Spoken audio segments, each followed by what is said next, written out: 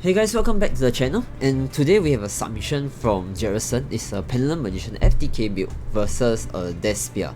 But before I jump right into the duel, if you're enjoying the content from the channel so far, do remember to like, subscribe and comment down below, join our Discord channel and also hit the notification bell. And you have any duel that you'd like me to talk about, do feel free to submit it via the link in the description below. You do not need to do any recording, just need your player ID and a screenshot of both deck lists. And yeah, so before I go into the replay, let's take a look at the deck list from both players. So this Pendulum Magician build is a bit more interesting because you have stuff like Orc Eyes, Pendulum Dragon, which you don't usually play because it's actually a pretty weak card considering that the effect actually uses only during the end phase. And then you also have Pendulum Switch, which is actually quite a useful card in my opinion, but the fact that it's a trap, which makes it useless in the first turn that you set it.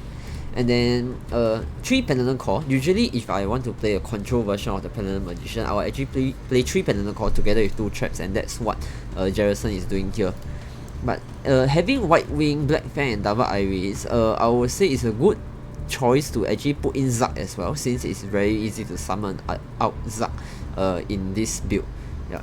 So the Despia side, I would say it's a pretty standard Despia build. Not sure what the last 2 card is, but let's just jump right into the duel and take a look at how Jerison fare in this duel. Okay, let's see what it does. Pretty strong opening hand together with a chronograph. You can actually go full combo with this and even go for an FPK using this. But of course, because you're the first, he's going second, so we need to see what your opponent does. Okay, so Fusion summon your DPE, which is pretty rare. I would say as a Despia build, I'm thinking there might be more things that you can do. Okay, so set Oath Dragon and then Sky Aries. With Sky Aries on the field, your opponent actually cannot activate a DPE card to pop the skill. So if you really want to pop something right now, he can only pop the field card. And then he got Ash for Sky Aries, and I don't think it's a huge concern since Chronograph can still trigger with popping Wisdom Eye itself. And then Double Iris pop itself to bring out your Pendulum Graph. And at this point, you activate Pendulum Graph to link this to the Electromite, I assume. Yep, very good play here. And since Black Fang leaves the field, your Pendulum Graph will be triggered. And I'm assuming your DPE might activate at the same time to prevent it from searching. Okay, no DPE activation. Which actually in this case, it will be a good idea to actually pop the Electromite, because Electromite can actually add a lot of cards. Oath Dragon will add back Wisdom Eye, and I will actually think it's not a good time to add back Wisdom Eye first, because your Astrograph will only be able to search for Oath Dragon in this case, since Oath Dragon is the only one that's being destroyed. I will still prioritize like getting Wisdom Eye to search for more Wisdom Eye. But then again, if you think about it, if you add too much Wisdom Eye, you might not be able to like draw more than later on. So I guess it's a plus and minus situation. You can let me know what you guys think. In that case, will we actually do what Jerison is doing right now, or will we actually just pop and then add Wisdom Eye? Okay, so Pendulum summoning out. Let me scroll down the... Oh, okay, what is this? This is something new. Geonator Transversal. So just need 2 effect monster. This link card and monster it points out cannot be destroyed by opponent's card effect. So I'm assuming this card is used to protect from being destroyed by DPE. If this card points to 2 monsters, you can switch control of those monsters. Oh, okay. So in this case, he's able to actually swap control of DPE and Double Iris. Oh, very interesting play. But I don't think he will let DPE will let them take. So in this case, DP will just destroy itself and then destroy 1 card on the field. Oh, and this is very interesting. The fact that the cards that Geonator points to cannot be destroyed by card effects. So in that case, the Double Iris will be able to be popped, but not Phoenix itself.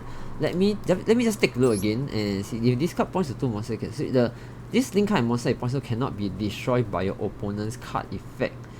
So how come it can destroy DP can get to destroy. Oh, because it destroys something else that's not point 2, so it will definitely success in taking. Oh yeah, so this is actually a really interesting way of bringing out the DPE. So maybe I'll just let the replay play again while I talk about it. Yeah. So I guess in that case it was a really nice position by Jerison as well. I'm not expecting that to. I'm not expecting the DP to be successfully taken away. Yeah. So the card that he used just now was actually a Jonator's Transversal.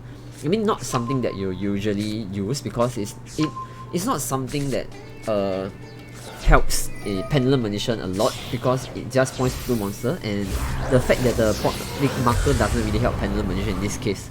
But in the case that he managed to link it away just to point it to DPE, and using the fact that DPE has to destroy itself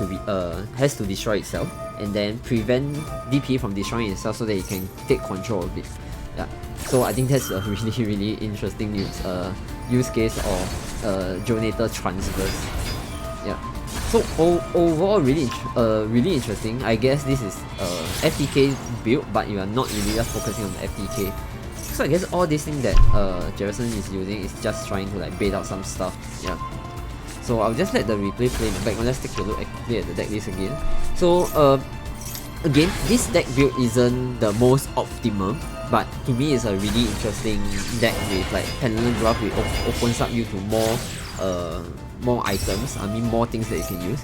And I think I just saw that he has actually Dot Ice Revolution Dragon, so I'm assuming Pendulum Dragon is used as a search target for Odd Ice Revolution, which then he can copy it in the graveyard with Starving Venom to go for OTK with 6,800 damage. Yeah. So overall very interesting. I wasn't expecting that at all. So really appreciate the submission from Jerison. Yeah. So maybe you guys can let me know what you think about this build with the Jonator Transverse. Is that something that will be useful in other decks as well? Definitely I won't say this is a very meta deck, but it's something that is very interesting to consider in edge cases like what happened just now. Yeah. So I have come to the end of this video. If you're enjoying this so far, do hope that you can help me by subscribing, liking the video, and also comment down below. And also do feel free to submit more of your replays to help support the channel as my channel slowly grows. Yeah.